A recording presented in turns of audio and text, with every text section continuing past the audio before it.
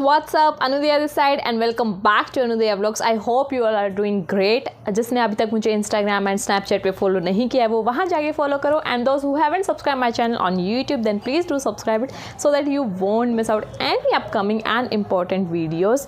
And जिसने अभी तक मेरी पिछली वीडियोस चेकआउट नहीं करी हैं guys please go and watch out all the videos क्योंकि उसमें मैंने बहुत इंपॉर्टेंट इन्फॉर्मेशन शेयर की हुई है. एंड आई एम श्योर आपके बहुत सारे डाउट्स क्लियर होंगे. And thank you so much for sharing so much love on my previous video.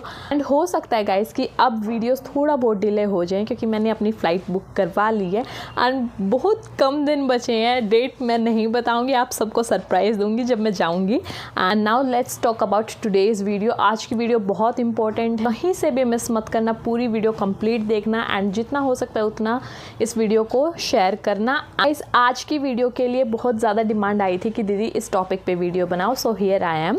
अब गाइस स्टार्टिंग से स्टार्ट करूँगी. टोटल कॉस्ट आपकी कितनी है ऑस्ट्रेलिया जाने की, आपके पीटी एग्ज़ाम से लेके funds, flight booking, shopping, fees, OSHC सब कुछ इंक्लूड करूँगी. तो कहीं से भी वीडियो स्किप मत करना. बन तो उसमें स्कॉलरशिप भी नहीं देती. सो हाँ आप पैसे सेव कर सकते हो एंड कहाँ आपके पैसे ज़्यादा लग सकते हैं. बिल्कुल स्टार्टिंग से स्टार्ट करूँगी. सबसे पहले आपका आता है आपके फ़ंड्स.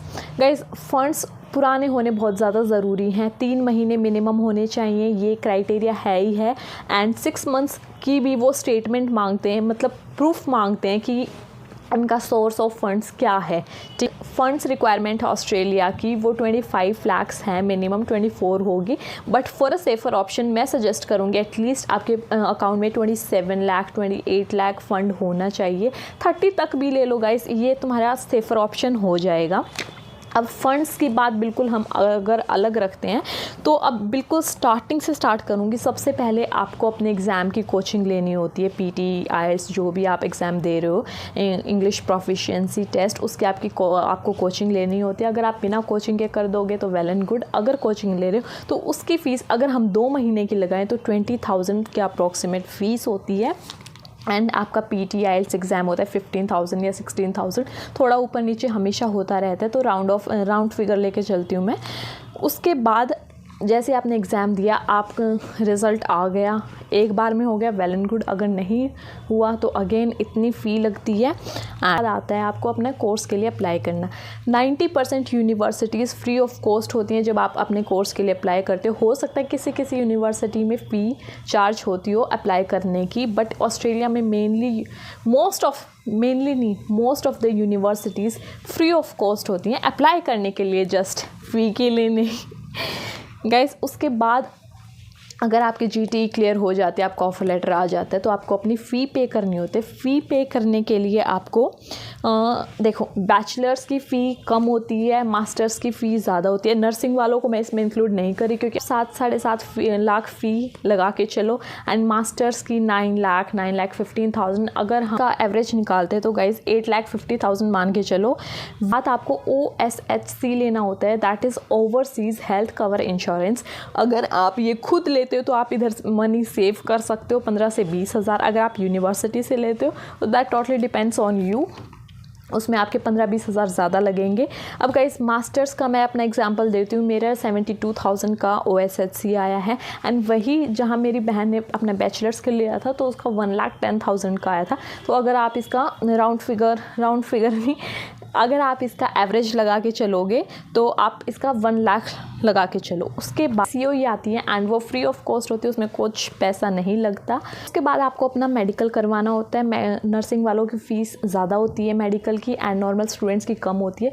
6,800 समथिंग होती है, वो आप अपना 7,000 लगा के चलो राउंड ऑफ करके. ऑलराइट.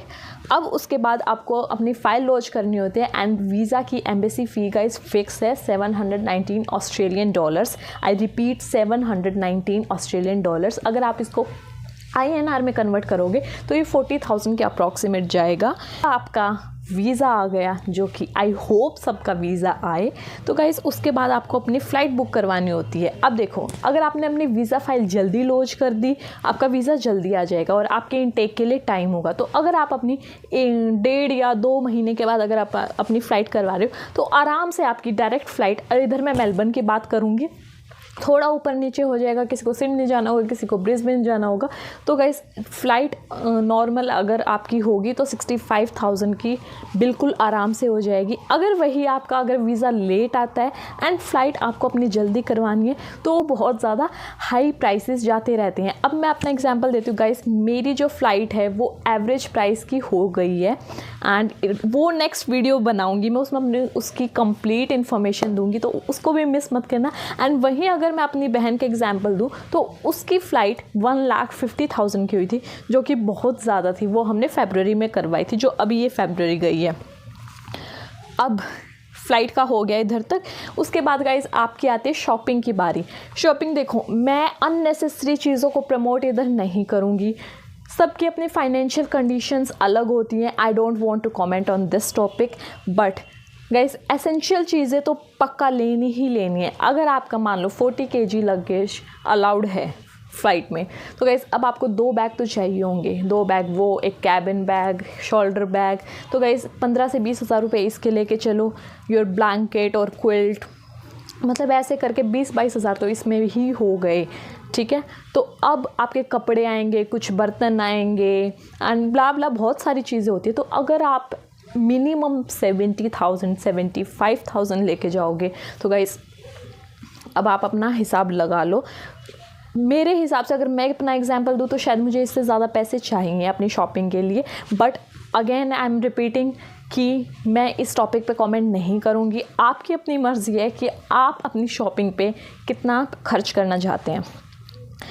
गाइस योर एजेंट फ़ी देखो, अब मैंने अपना IDP से करवाया तो मेरा फ्री ऑफ कॉस्ट था, मेरा एक पैसा भी नहीं लगा उधर, ठीक। यहाँ पे मैं बोलूँगी कि 80% बच्चे वो हैं जो अपना एजेंट से करवाते हैं जिनकी फ़ी लगती है।